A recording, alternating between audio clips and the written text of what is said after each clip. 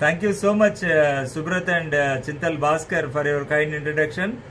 I am Dr. Sepuri Krishnamohan, endocrinologist and diabetologist. Apart from my main domain, I am glad to convey the message that I am a qualified hypertensionologist and lipidologist from the American College of Cardiology Foundation, US.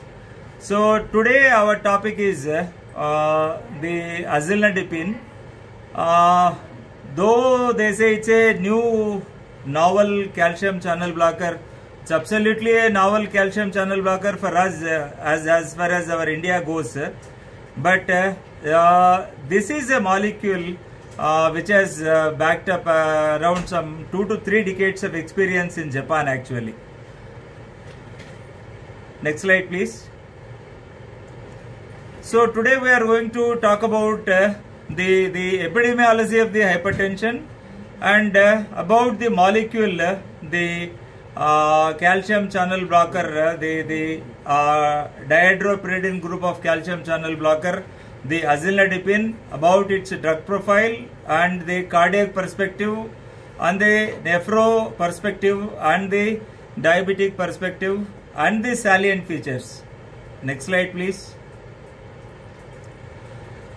So this is according to the Center for Disease Control and Prevention, Atlanta, US. The hypertension worldwide, the statistics is 1 in 3 adults, they have high blood pressure, a condition that leads to so many complications, which includes the heart attacks, the heart failures and the strokes and the kidney failures and so many, like even the hypertensive retinopathy.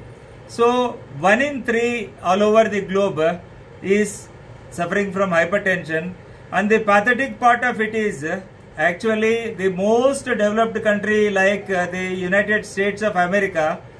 The situation is so pathetic that 50% they don't know that they have hypertension in the US population, and likewise our scenario is totally different and terribly bad. And around 60% of our population who are suffering from hypertension, they still don't know that they are suffering from hypertension. So that is very pathetic. And on the right side, you can see everyone can take 6 concrete steps to help prevent high blood pressure. That is, the first thing is the healthy diet, that is the DASH diet, that is the DASH diet, that is the dietary approaches to stop hypertension, which mainly constitute the low intake of sodium per se. That is for normal population it is like 1500 milligrams, like 2500 milligrams of elemental sodium, that is 5 grams of salt. And for patients suffering from hypertension, we recommend around 1300 to 1500 milligram of elemental sodium, that is less than half spoon a day of salt. And this is the second part is high potassium. High potassium is present in all the citrus fruits and the banana, the mango and all fruits have got high potassium, especially the citrus fruits, and the leafy vegetables and the vegetables, they have high potassium. And the last one is the high fiber diet. These are the 3 components of the DASH diet: the low sodium and the high potassium and the high fiber. Again, they are present in the all the vegetables, all the leafy vegetables and all the fruits, including the whole grains and the cereals and all, pulses, nuts and all. They also have this fiber, and something like oats, which has got high content of oats, the fiber. And second thing is physical activity. At least the people should walk. All the healthy population who want to be healthy, who want to lead a quality of life, who don't want to suffer from all these the metabolic disorders, they have to go for regular exercise, like 60 minutes of walk every day on daily basis, 7 into 7. And the recommendations vary from Indian guidelines to that of Western guidelines and the US guidelines. US guidelines, they say it is 30 minutes a day, 5 days in a week is sufficient. but that is total of 150 minutes of walking is exercise is enough for them. But as Indians, the Southeast Asian subcontinent, we have a lot of insulin resistance.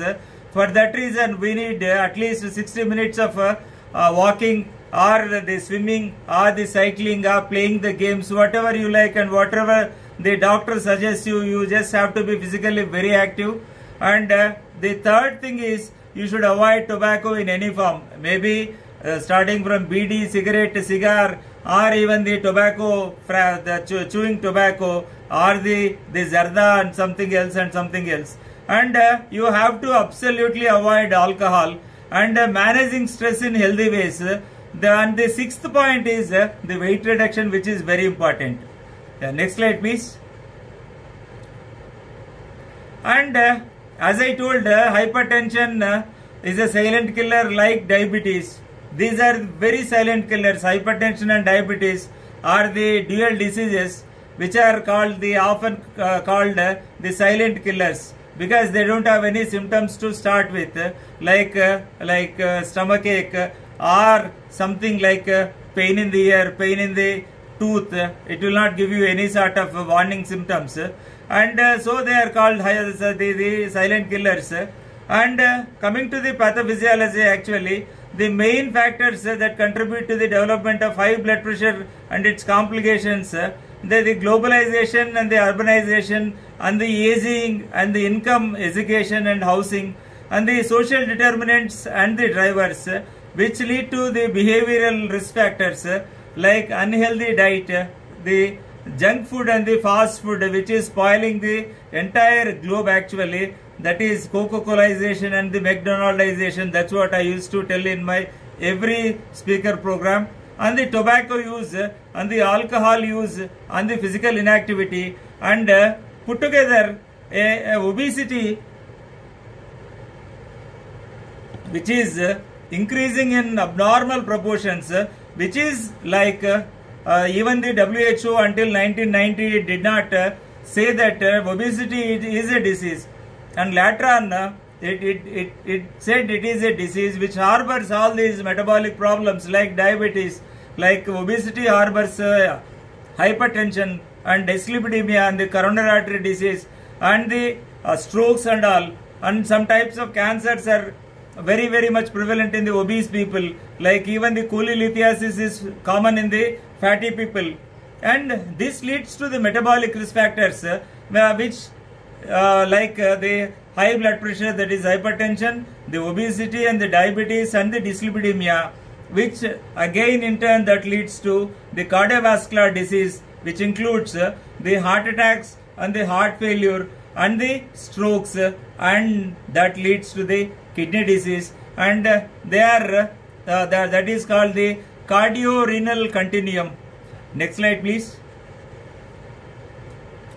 And the classification, now we coming to this, according to the American College of Cardiology and the American Heart Association 2019 new guidelines, and normal is defined as systolic blood pressure of less than 120 milligrams per mercury, and the diastolic less than 80 millimeters of mercury, and the elevated is around 120 to 129 milligrams of mercury, the systolic and the diastolic less than 80 respectively. And hypertension is defined as stage 1 and stage 2, the 130 to 139 of systolic and the 80 to 89 of diastolic is called stage 1, and the stage 2 is more than around or more than 140 systolic, around or more than 90 of diastolic, and this is a reasonably good classification, but the JNC 8 has confused everybody. So every international the body concerning to this particular the hypertension, like the American Society of Hypertension, even the International Society of Hypertension, even the American Diabetes Association, the American College of Cardiology, the American Heart Association, and the British Society of Hypertension, and the European Society of Cardiology, the European Society of Hypertension, they all contradicted with this the JNC guidelines 8. So there is no confusion. And now the new goal for BP levels, according to the European Society of Cardiology and the European Society of Hypertension, the hypertension is defined as more than 140 systolic and 90 diastolic, and the BP goal is, and according to this particular American College of Cardiology and AHA, as we discussed earlier, hypertension is defined as any pressure beyond 130 of systolic and 80 of diastolic is defined as hypertension. But the funniest part is the BP goal is the same, that is you try to keep it around 130 or 80 or lower than 130 or 80, that is 120/80 is reasonably good and 130/80 is also reasonably good. Definitions differ but the goal blood pressure remains same. Next slide please. And the Indian guidelines of hypertension 2019, and we have several classes of drugs of antihypertensive armamentarium, like this table shows us the class of drugs and the definite indications, that is compelling indications and the possible indications and the definite contraindications. Like you take diuretics, the definite indications are the heart failure and the elderly patients. We go for a low dose of diuretic, like 6.25 milligram of chlorthalidone in the elderly, and the systolic hypertension. These are the indications of this particular diuretics, and usually we use thiazide group of diuretics, like the chlorthalidone. Nowadays we are moving, we have already moved, I have already moved to chlorthalidone, because I have totally stopped this hydrochlorothiazide, keeping the side effects in patients suffering from diabetes with hypertension. And the possible indication is diabetes. It is not possible actually. It is very much required for, in a case of diabetes suffering from the comorbid hypertension. And the definite contraindication is the hyperuricemia, the gout, because the diuretics increase the serum uric acid levels. And coming to the calcium channel blockers, the dihydropyridine and the non-dihydropyridine, it is the metabolic syndrome and the angina pectoris, and in the elderly, that is the systolic hypertension in the elderly, or the SHEP actually, the systolic hypertension in the elderly population, and they are the ISH, that is the isolated systolic hypertension, and the diabetes as an add-on therapy. And the possible indications are the peripheral vascular disease and the cerebrovascular accidents, and the definite contraindication is heart blocks. And coming to the angiotensin converting enzymes, the metabolic syndrome and the CVA, the heart failure, the left ventricular dysfunction, post myocardial infarction, significant proteinuria, and diabetes. And the most compelling indication of this particular ACE inhibitors is the recurrent stroke is one of the most compelling indications, which is not mentioned in this table actually. And the possible indications is cerebrovascular accidents. And whenever you get a case of recurrent stroke, you have to add ACE inhibitor like ramipril. That's mandatory. Unless otherwise the patient has got some problem with the ACE inhibitor.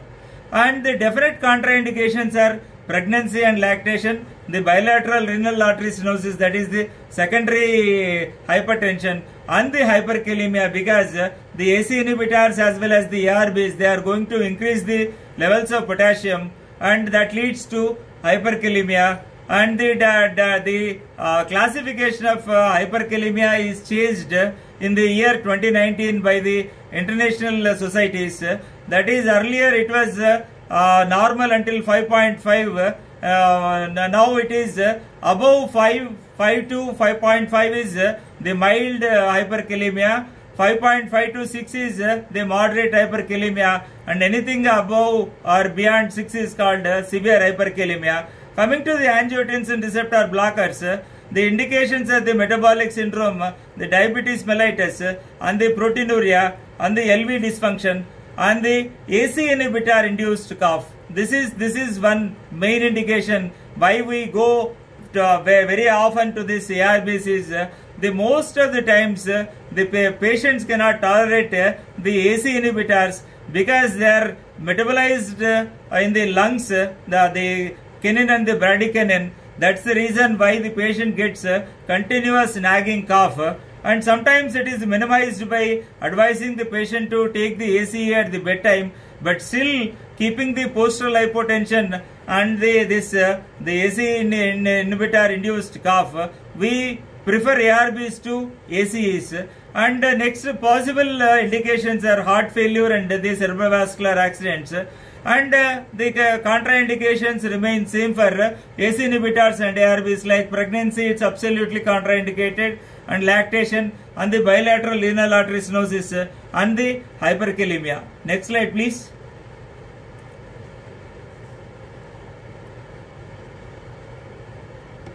And coming to the treatment strategy of hypertension and CAD, and the top, the first pill, the initial dual combination should be like a combination, and a take-home message is never combine AC inhibitor with an ARB because of the fulminant kidney failure, because of hyperkalemia. So never ever try to combine both AC inhibitor and ARB. It should never be combined. That should be the take-home message.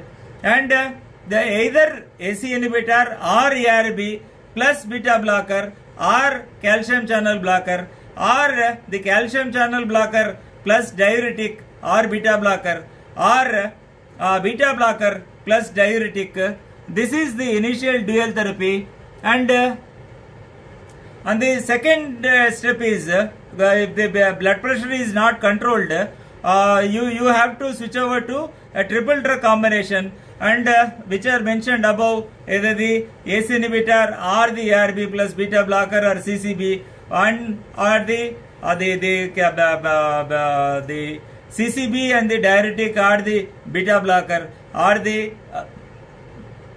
AC inhibitor or the ARB plus CCB plus diuretic.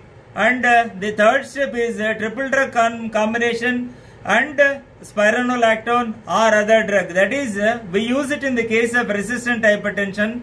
Per se, the old term, the malignant hypertension, is no more in the vogue. It has been dethroned actually. So the term is the resistant hypertension. The definition of resistant hypertension is when the patient is not able to achieve to the target goal with the three drugs, the three antihypertensive drugs, and out of the three, one should be inevitably a diuretic.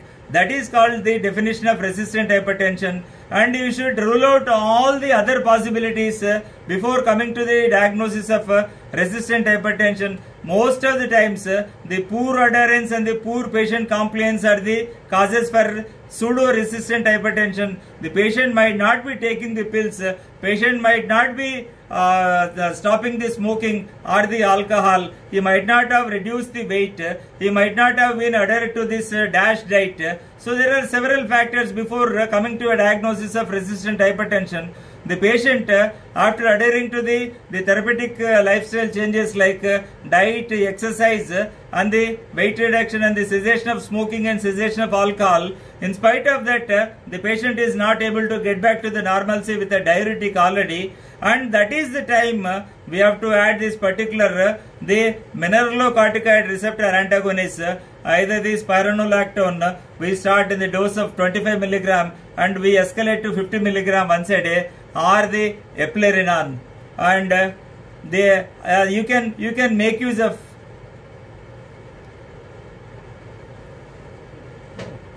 screen.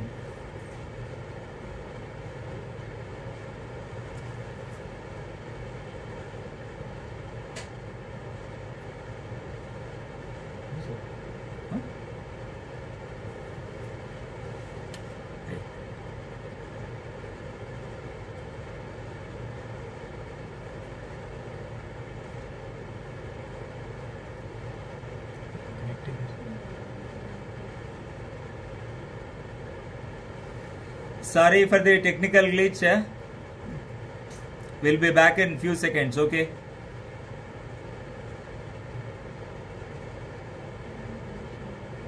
Data.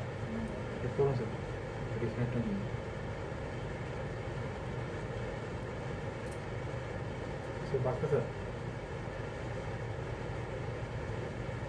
అవును sir ఇది చూస్తున్నాం sir ఇది ఇక్కడ connecting వస్తుంది sir ఇక్కడ browse అవుతుంది sir connecting ఇక్కడ okay ఇక్కడ ఇక్కడ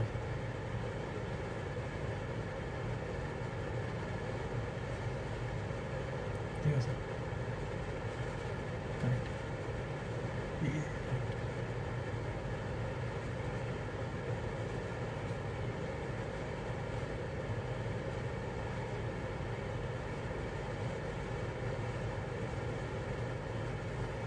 పాస్వర్డ్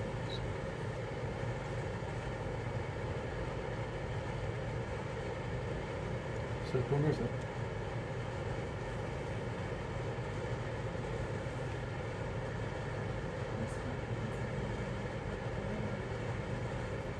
ఈ వైఫై డిస్కనెక్ట్ అయింది సార్ హాట్స్పాట్ పెట్టే కదా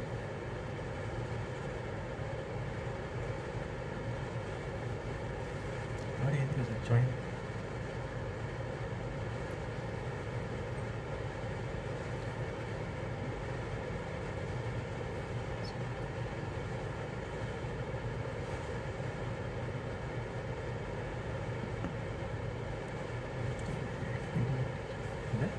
into marks sir into sir into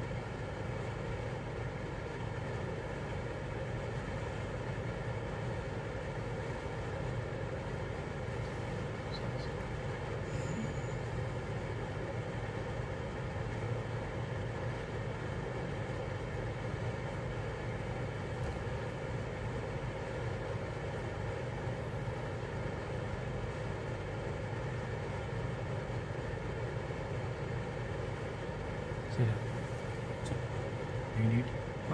98 61 51 100 725 next join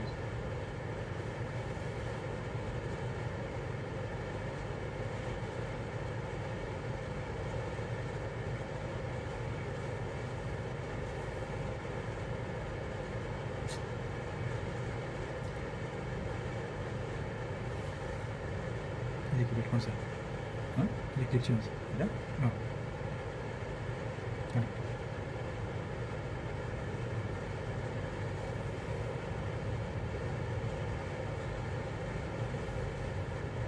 correct sir correct click చేయండి sir డిసెక్టెడ్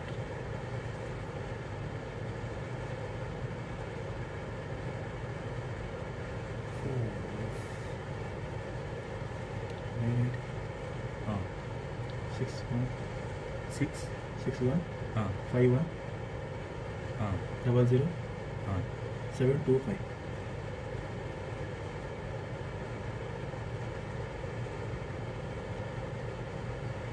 986 98 meeting password Azusa AZUSA AZUSA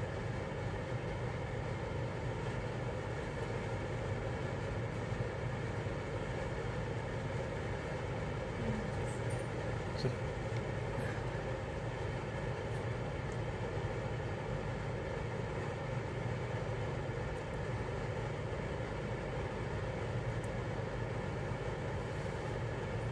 Am I audible?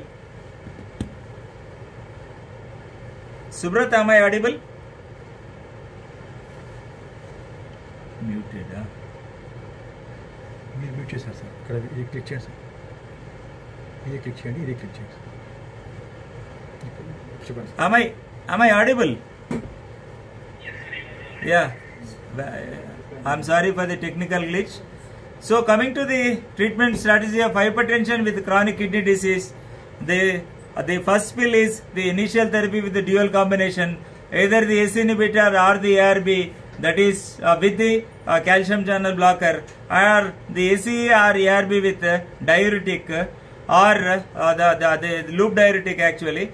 And the second pill will be the triple drug combination, either that is either AC inhibitor or ARB plus CCB plus a diuretic, and if there is swelling, associated swelling, the swelling of the leg or the pedal edema along with this chronic kidney failure, you should go for a loop diuretic, not a thiazide group of diuretic actually. And step 3 is the triple drug combination and the same resistant hypertension which we have discussed.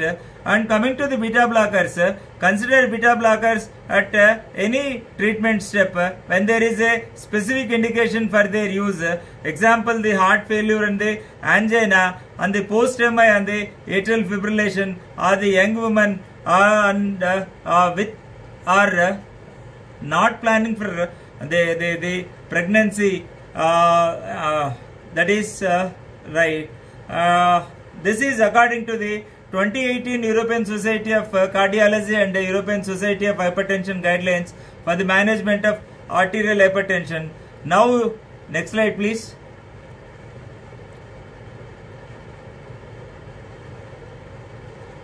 Next slide please. Yeah, coming to our topic actually. See, we finished the introductory part and now we are getting into the drug profile of a novel calcium channel blocker, azilnadipine. Next slide please.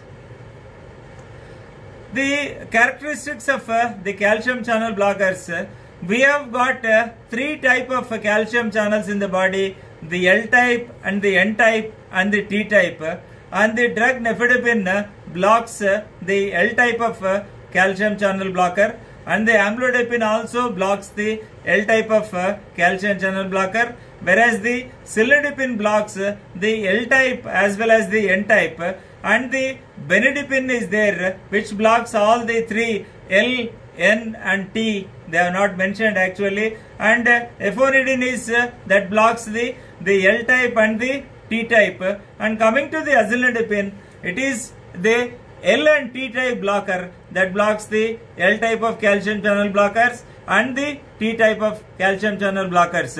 And coming to the table below, and it shows the active the action on the heart, the action on the sympathetic nervous system, the action on the kidney, and the action on the adrenal glands. So the L type on the heart, it has got it reduces the myocardial contractility, and the N type, coming to the sympathetic nervous system, the L type blocking the L type, and that increases the pulse rate, and on the kidney it is that increases the glomerular pressure and no action on the adrenals. Coming to the N type, the heart rate is decreased and the pulse rate is decreased and the glomerular pressure is decreased, and the action on the adrenals N type doesn't have, L type doesn't have. Coming to the T type, that reduces the heart rate, that reduces the pulse rate, and that reduces the glomerular pressure, and also the aldosterone secretion is reduced by the T type of calcium channel blockers. Next slide please. And this is like distribution of L type and combined L and T type calcium channel blockers in the large vessels as well as the micro vessels, that is the macro vessels and the macro vessels. You can see the L type of calcium channel blockers on the left hand side, which act on the macro vessels, that is the large vessels, and on the right hand side you can see L and T type of calcium channel blockers which act on the micro vessels, and they interact like the L and T type of channels, they act on the large vessels, vice versa the L type of channels, they act on the small vessels, that is the micro vessels, and the L calcium channels and the T calcium channels on the left hand side, and the T calcium channels and L calcium channels on the right hand side, they lead to an undesired vascular effect, the glomerular hypertension and the vascular edema, and the T type and the L type, they lead to the renoprotection, the removal of the edema, the undesired effect of drug interactions, which put together they lead to the reduced calcium entry and the cell proliferation and the vascular contractility, which ultimately leads to the blood pressure control. Next slide, please.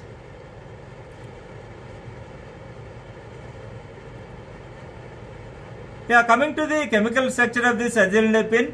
Azolidipine is a new dihydropyridine calcium channel antagonist. It is L and T type of calcium channel blocker.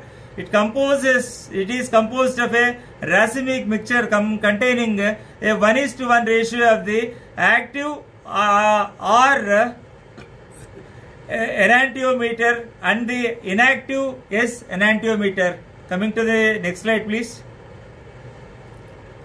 And mechanism of action of azolidipine, you can clearly see in this diagram the calcium channel blockers, this particular azolidipine that blocks the L type of calcium channel in the blood vessels on the left hand side, and it blocks the T type of calcium channels which are present in the heart.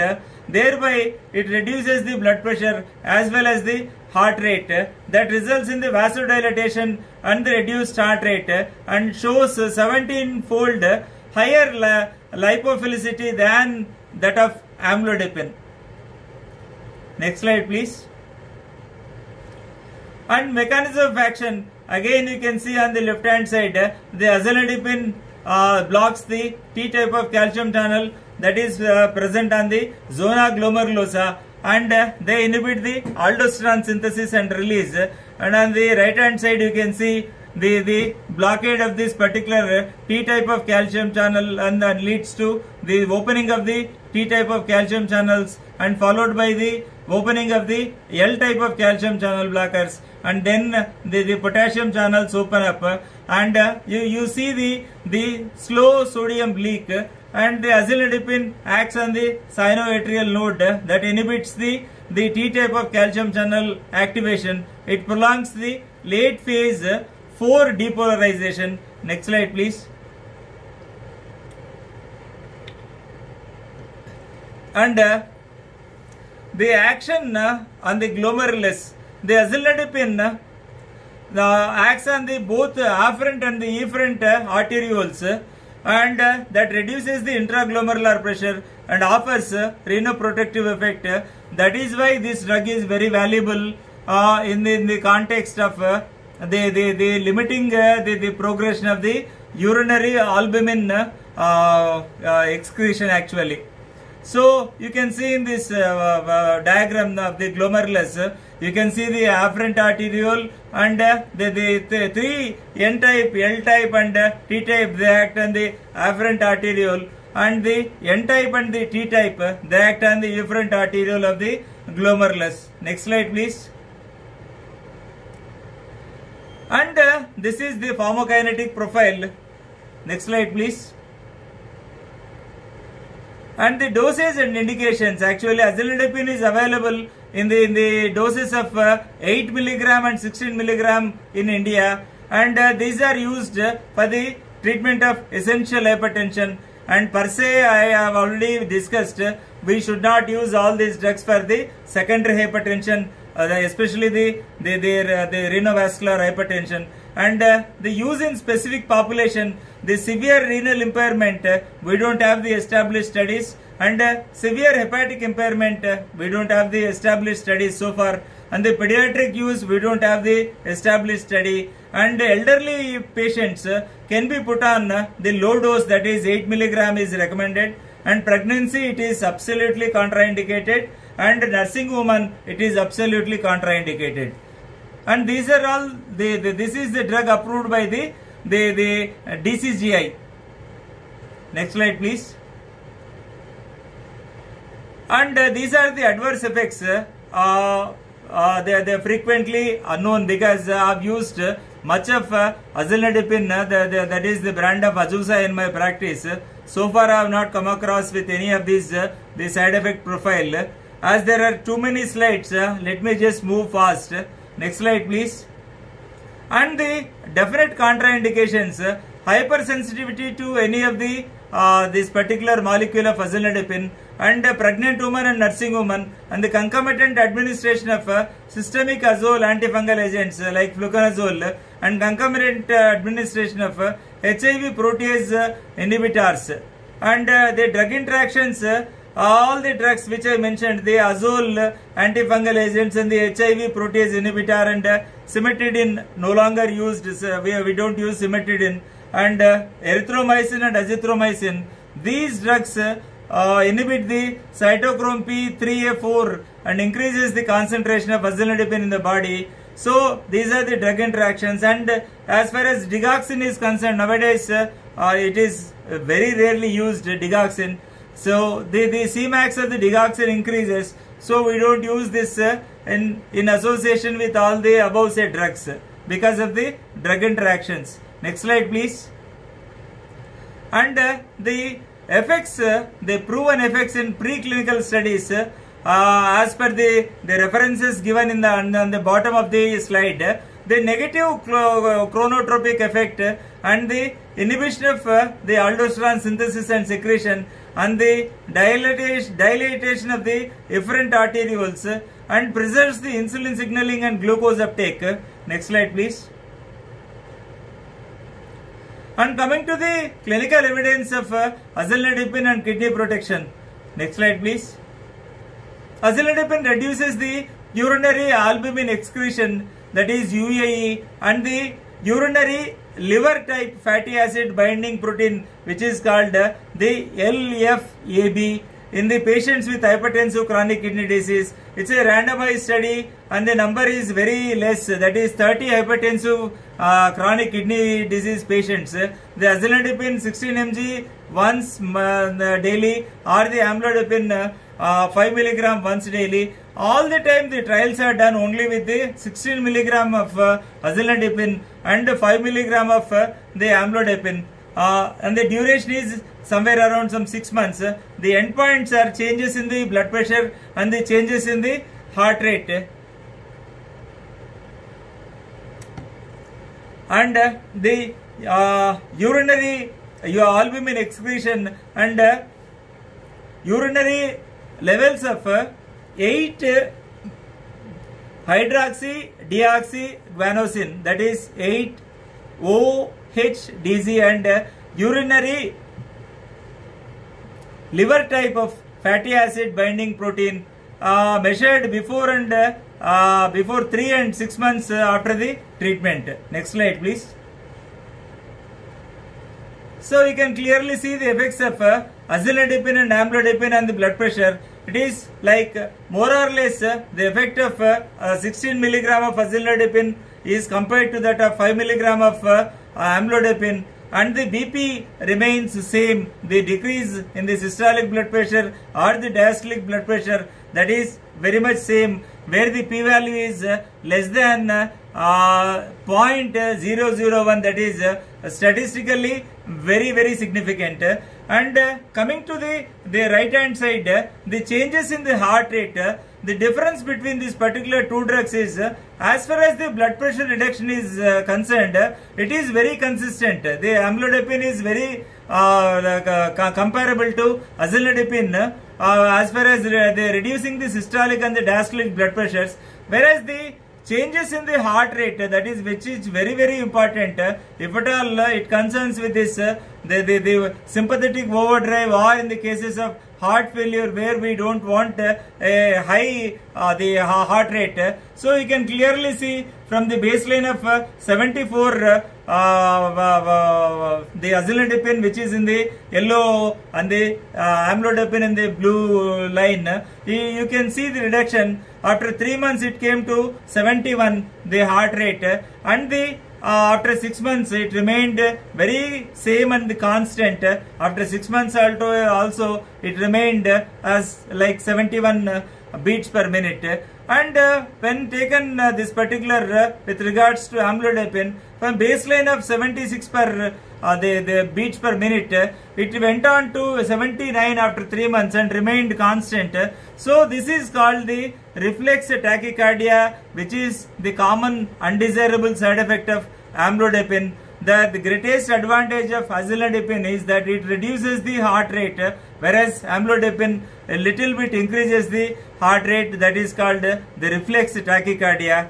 and both drugs exhibited the similar effects on the systolic and diastolic blood pressure. The azilidipine exhibited reductions in the heart rate. This is what is the inference of the both two study actually. So next slide please.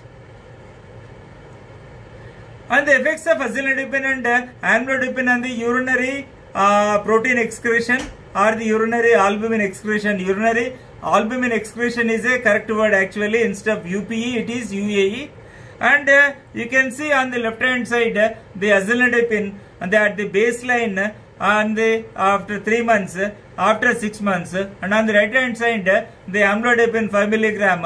And you can compare the changes in the urinary albumin excretion, that is grams per day. From the baseline of 1.5 grams per day, it has come down to 0.9 with azilidipine after 3 months and 0.8 in case of this particular azilidipine after 6 months. Whereas from the baseline of 1.7, it went up to 1.7 after 3 months and after 6 months respectively with amlodipine 5 milligram. So azilidipine offered significant reduction in the urinary albumin excretion, and amlodipine was ineffective in reducing the albumin urinary albumin excretion. Next slide please. And these are all the changes in the urinary albumin excretion and the urinary OHDZ and the urinary LFAB. That's what I have told already. And you can go through this thing, the statistics, and the p-value is for the azilidipine. It is the 0.05, which is statistically significant. Next slide please.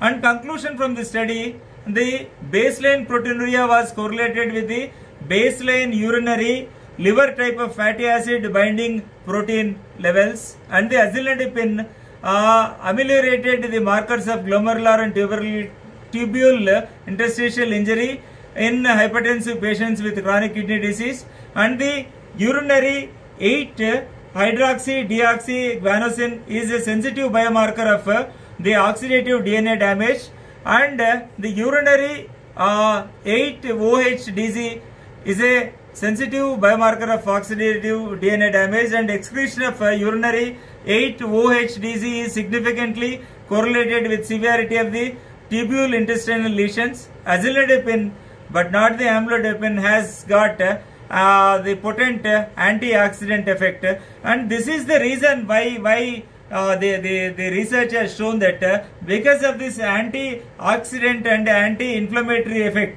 the azilidipine was able to reduce the urinary albumin excretion, and as well as the decreased incidence in the coronary or the carotid atherosclerosis actually.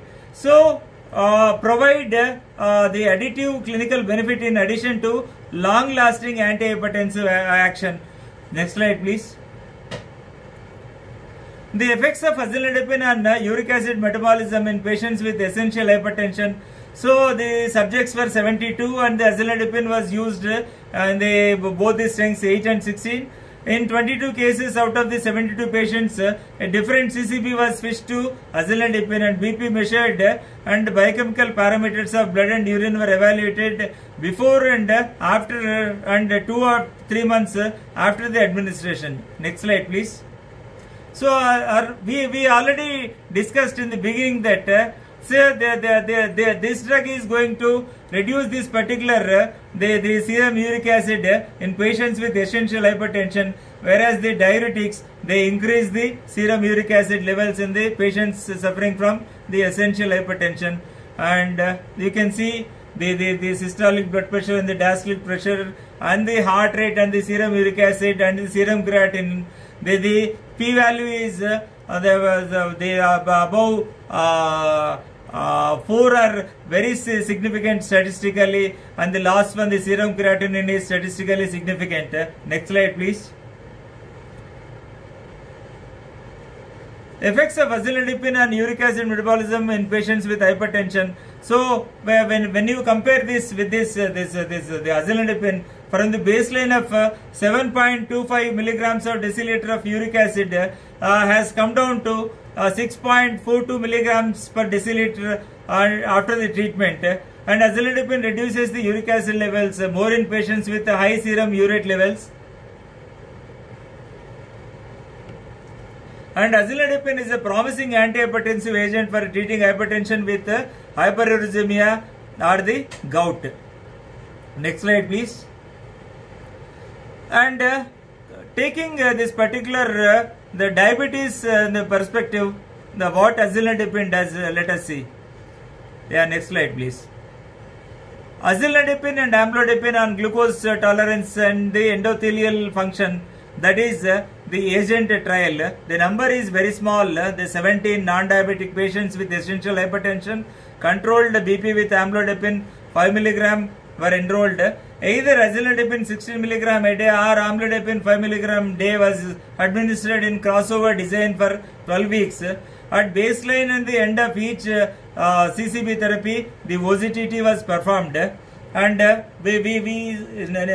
slide, please. We see the results of that, the OZTT actually. So, if you see here, it is more significant with this particular the 75 gram of oral glucose tolerance between the treatment of azilidipine and amlodipine.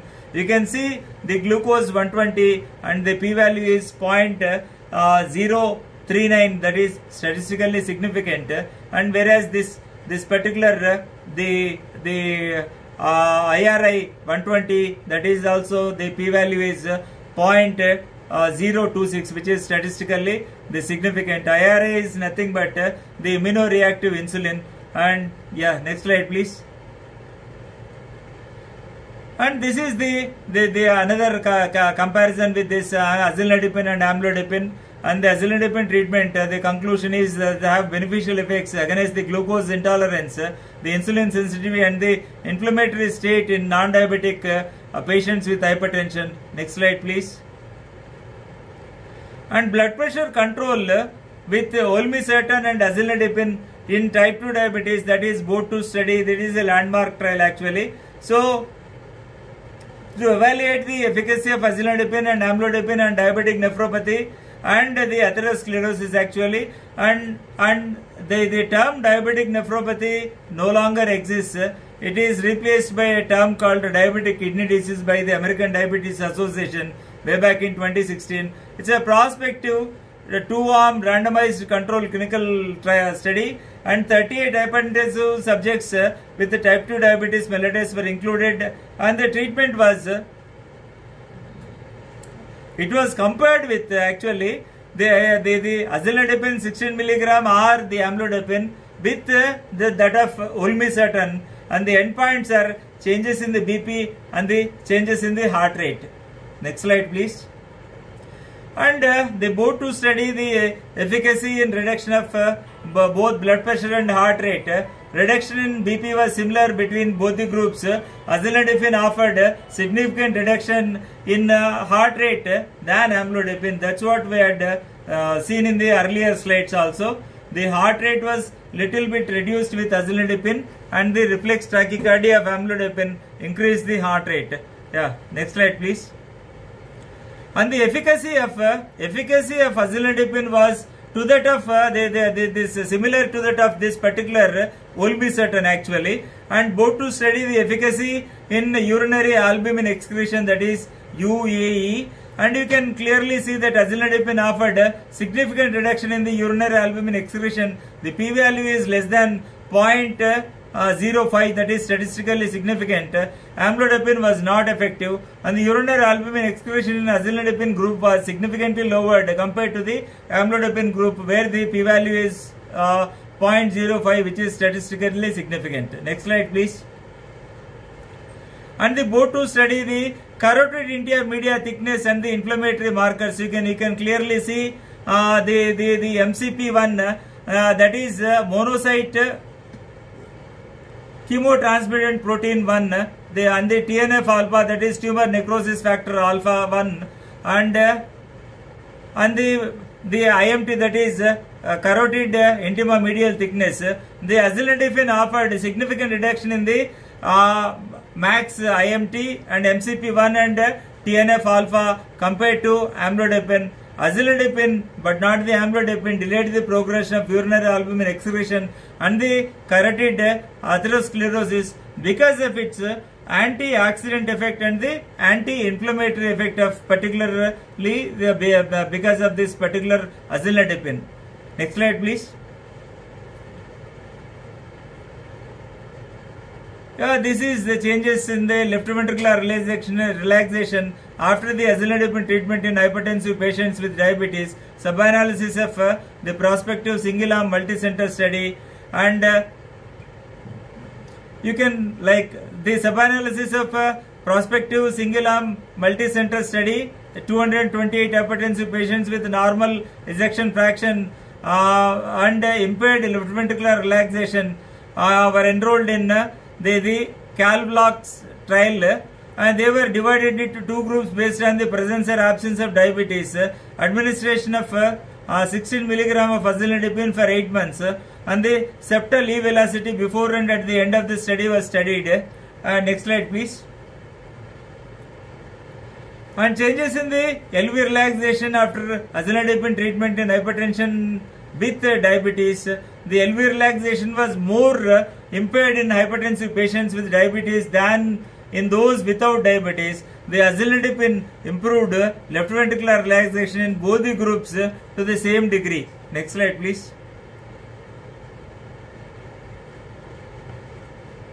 So, azilidipine decreased the plasma aldosterone and plasminogen activator inhibitor PAI type 1 and levels in hypertensive patients with type 2 diabetes mellitus.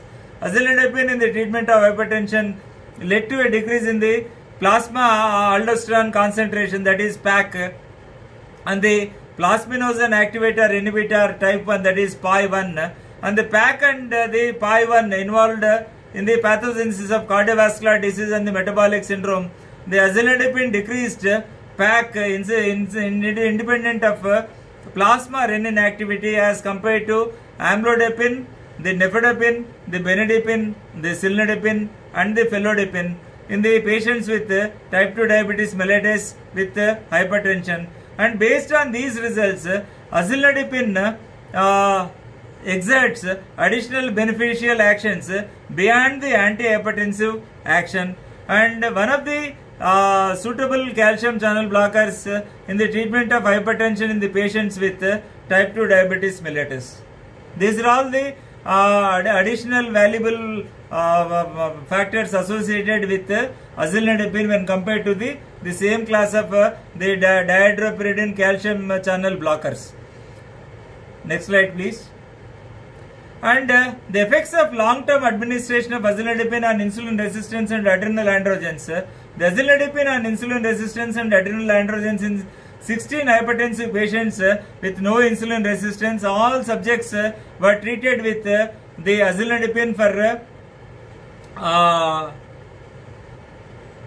for 12 months. The azilidipine treatment lowered the blood pressure, lowered the heart rate, and lowered the FAIR insulin resistance index and the HOMA-R, that is homeostatic model assessment, and the serum levels of DHEA and DHEAS, that is dihydroepiandrosterone and dihydroepiandrosterone sulfate, and the adiponectin increased significantly, and no clinically significant changes were seen in with regards to the body mass index and the fasting plasma glucose and the HbA1c and the ACTH and cortisol and aldosterone were observed during the treatment. Next slide, please. And coming to the antihypertensive azilidipine that preserves the insulin signaling and the glucose uptake.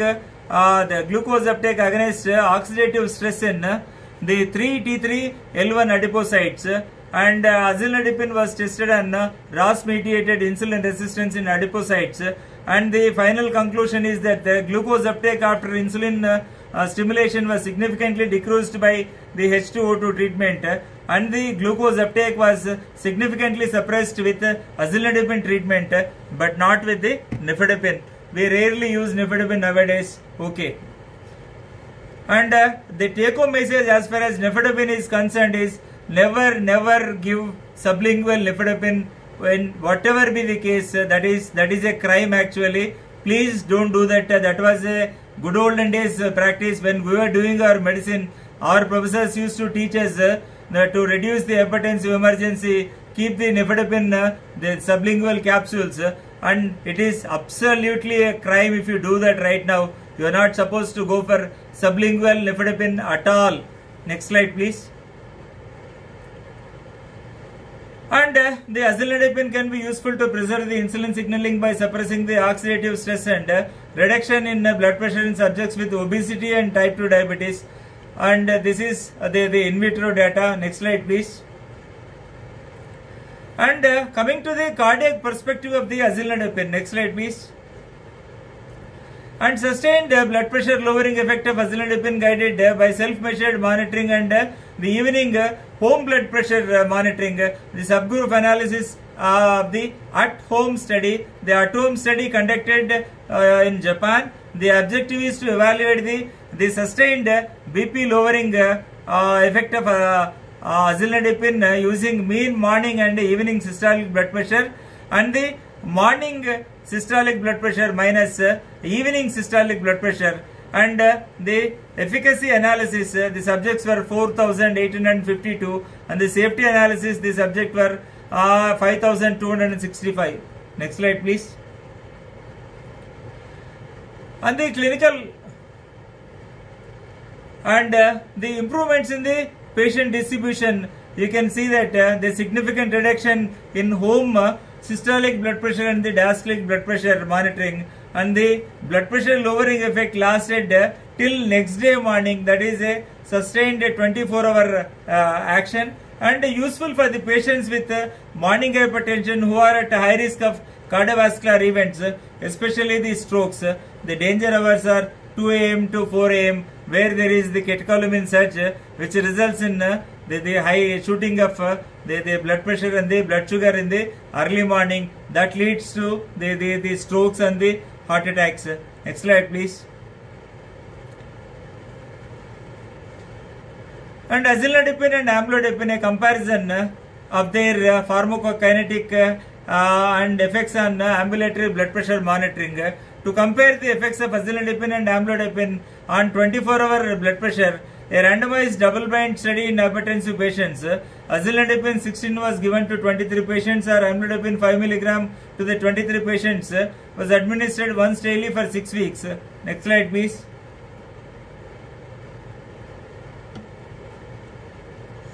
And you can see the differences. Both the drugs offer 24-hour BP reduction. That's what I told in the beginning. As far as BP reduction is concerned, either the systolic or the diastolic, both of these molecules, they hold good. The azilnadipine 16 mg or the amlodipine 5 mg. Both drugs offer 24-hour BP reduction and have the similar antihypertensive effect. Azilnadipine decreased the pulse rate.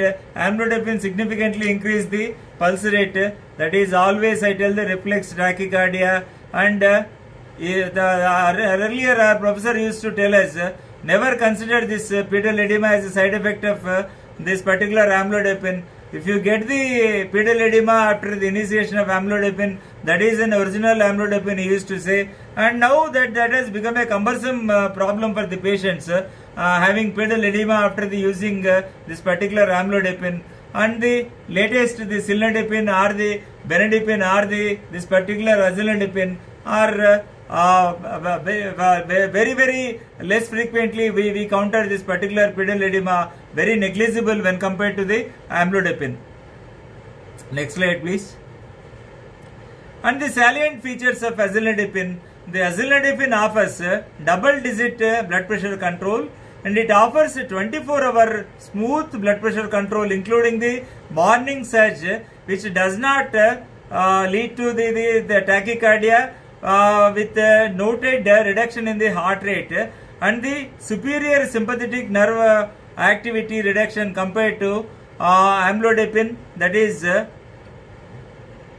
sympathomodulating calcium channel blocker, and that reduces the albuminuria and reduces the glomerular hypertension, and that reduces the coronary atherosclerosis also, and delays the progression of urinary albumin excretion and improves left ventricular relaxation in the diabetes mellitus patients with hypertension, and exhibits antioxidant property that improves the endothelial function, and thereby the arterial stiffness is reduced. Next slide please. And in continuation of this particular salient features, reduction of B-type, the natriuretic peptide can be beneficial in improving the prognosis for the heart failure patients, and it preserves insulin signaling and glucose uptake in the hypertensive patients with insulin resistance. In the chronic stage of ischemic stroke, azolidipine could safely decrease the systemic blood pressure without decreasing the coronary or the carotid blood flow, which is a favorable feature as far as the ischemic stroke is concerned, and it doesn't reduce the coronary or the cerebral, the carotid or the cerebral blood flow, and it reduces the serum uric acid levels in hypertensive patients with hyperuricemia. So that becomes a good drug of choice for the patients where you find concomitant hypertension with hyperuricemia, and it exhibits the cardioprotection and the neuroprotection and the renoprotection and lesser incidence of pedal edema. That's what we mentioned, and it is a well tolerated drug. A convenient one-sided dosage can be given along with the ACE inhibitor or ARB, or with a beta blocker, or with a diuretic. It is compatible with all the drugs of the antihypertensive armamentarium we have. And with this, I think thank you so much. Thank you Subrat, thank you Bhaskar, Chintal, and thank you so much for the participants, for the patient listening. And if you have any question and answers, yeah, we can take up that Q&A session. Bhaskar.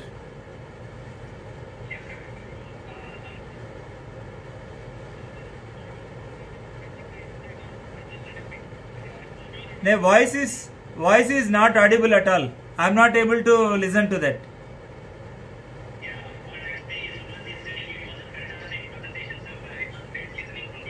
Yeah, thank you so much, Bhaskar. Thank you.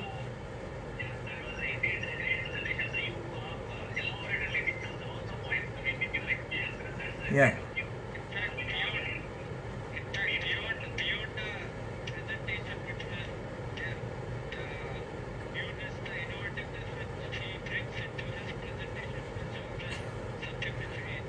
Thank you so much. Thank you.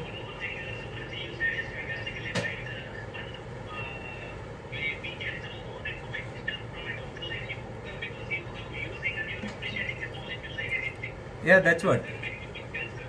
See, I practice only evidence-based medicine, and I teach only evidence-based medicine. I practice and preach only evidence-based medicine. That's it.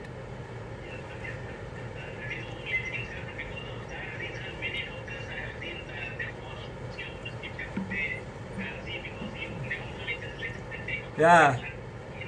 So far I have completed 5,000 webinar speaker programs totally. Yeah. Every day until evening the patients, and the evening and night these speaker programs. That's good. Yeah. Yeah, I try to educate my Facebook friends and on the social media. I don't post anything except the scientific inputs. That's it. Nothing else other than the scientific inputs. Yeah, everybody should do that. Every healthcare professional should do that to educate the patients actually. See, in turn, I believe in only one thing, Bhaskar.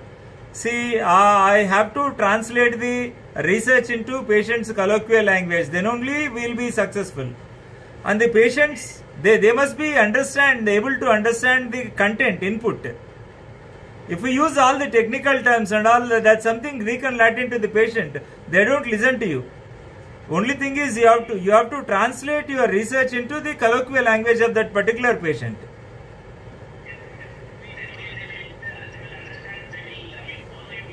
Yeah, that's what. See, if I just tell them dash diet, what would they understand? What is dash diet? I just have to tell them in the colloquial language. Low salt and low potassium. Where is potassium present? Where is fiber present? I have to tell them what is the source of potassium, and what is that one teaspoonful of the difference between teaspoonful and a tablespoonful of salt. Teaspoonful is 5 grams, whereas tablespoon becomes 15 grams. So that's how I have to educate the patients.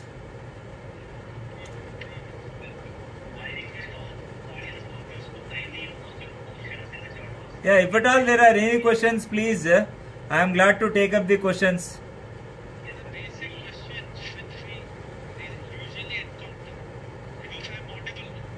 Yeah, you are audible. Yeah. So, the basic questions which we usually get from clinical doctors is the would be its efficacy compared to that of amlodipine. Acha. Realistic pyramid. The efficacy of amlodipine to that of azilindipine. Yeah.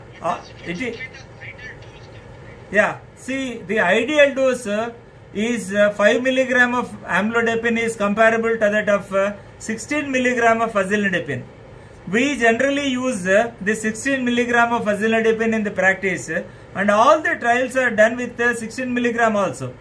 And we rarely use this 8 milligram, especially in the elderly population with isolated systolic hypertension, that is the ISH or the SHEP. So we rarely use that. And as far as the BP reduction is concerned, absolutely both have the same the digits of reductions in the blood pressure, that is the amlodipine 5 milligram as well as this particular 16 milligram of azilindipine. The only difference is the action on the sympathetic nervous system and the heart rate that reduces the pulse rate and the heart rate, which is a favorable effect with azilindipine, that is not seen with this amlodipine. I repeatedly said in my lecture that is the side effect. The one side effect is the visible side effect for the patient is the pedal edema for this particular patients using the amlodipine, and the invisible the reflex tachycardia that is very commonly seen with this particular amlodipine, which is not desirable in cases of heart failure or whatever it may be. Wherever there is sympathetic overdrive, the patients tends to get into anxiety neurosis, and the increase in the heart rate is not at all tolerable and desirable in the nowadays practice. And the greatest advantage is except the comparison between the two molecules is the only that the blood pressure, the reductions in the systolic blood pressure and the diastolic blood pressure. But for that, but every parameter like reducing the hyperuricemia, that is reducing the serum uric acid, and reducing the heart rate, reducing the pulse rate, reducing the sympathetic overdrive, and the reductions in the urinary albumin excretion, these are all not seen with this amlodipine. Whereas this has got a kidney protective and the heart protective, and even the strokes also, it doesn't reduce the cerebral blood flow, especially with regards to the ischemic stroke. Where ischemic stroke, you are not supposed to compromise the cerebral blood flow. This offers the greatest benefit. Our azilindipine offers greatest benefit when compared to the all the contemporary the dihydropyridine group of calcium channel blockers.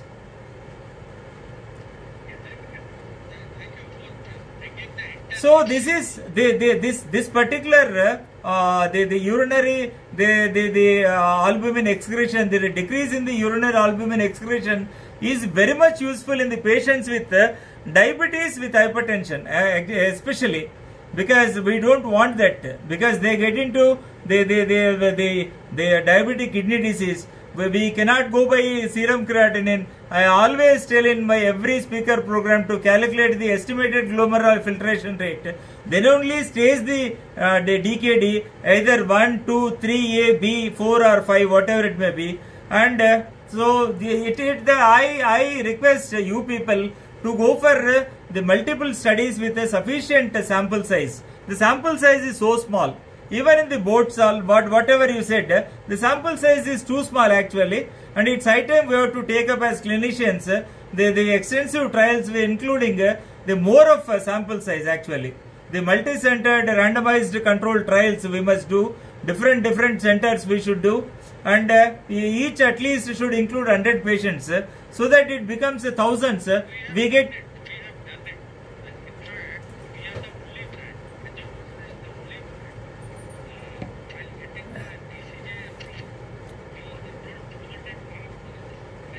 See, this original molecule of azilnadepine is from the basket of Daiichi Sankyo, Japan, which are the manufacturers of even the olmesartan. They are the original researchers of olmesartan also.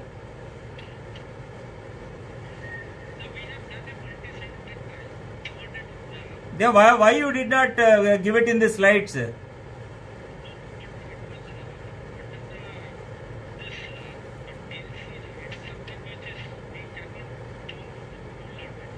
Okay. Any other questions from your side?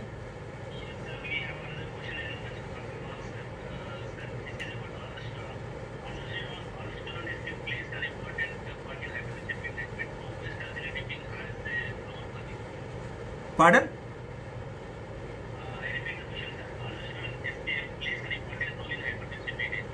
Yeah.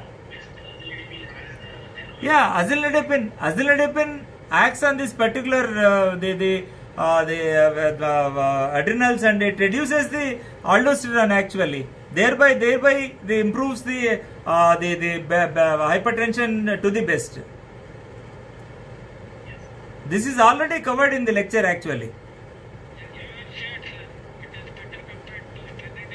Yeah, that's what. All depends. You take all depends, including felodepine also, the cilnidepine and the amlodepine and the benadepine, everything. This course over all the depends. This particular azilnadepine has got the effect of reducing this particular aldosterone. That is the PA. That's what. Yes.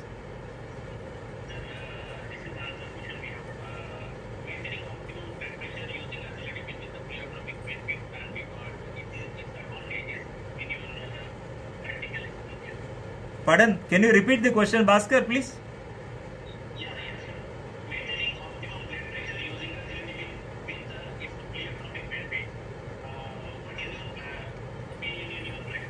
Yeah, now I'm prescribing azilnadepine extensively. All my patients are doing good as far as this the blood pressure is concerned, either the systolic or the diastolic, and the 24-hour blood pressure is well maintained.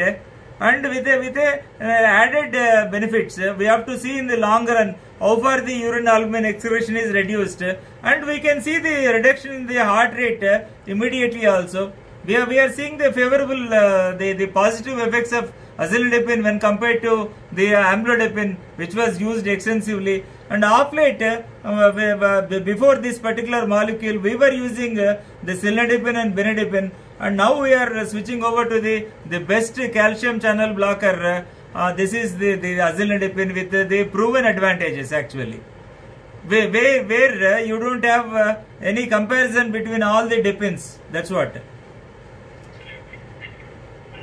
And no other CCB has got pleiotropic effects when compared to this particular azilnadepine. That's what.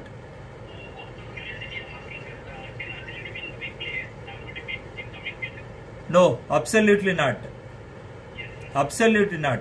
Even in the coming centuries also it cannot replace, because amlodipine has got robust studies, robust experience, time tested and time trusted molecule. In the US, I have to tell you, Bhaskar, the reality I have to tell you, in the US they use only amlodipine, nothing other than amlodipine, no cilnidipine, no benidipine, no azilnidipine. They don't know what azilnidipine is in the US. Yeah, I'm telling you very honestly, because I don't have to play hide and seek.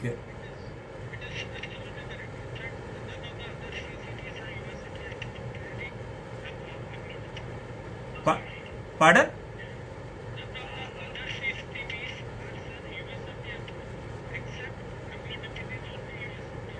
That's what I am telling you. That's what.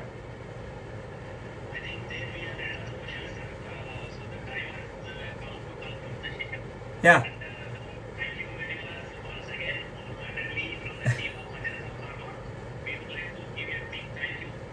Yeah.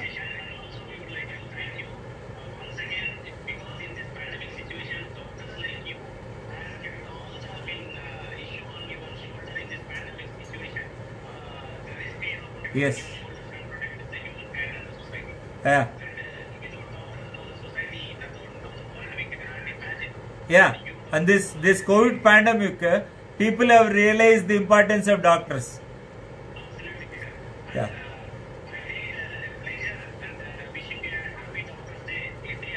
Yeah, tomorrow is like okay. For us, the 365 days, it's a happy Doctor's Day. For me, not July 1 actually. So once again, thanks to Ajanta Pharma, Subrat for nice moderation, and Chintal, Bhaskar, thank you so much. With that, I think, and thanks to the participants.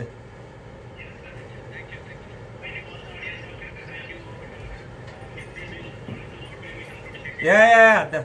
Let's conclude this session.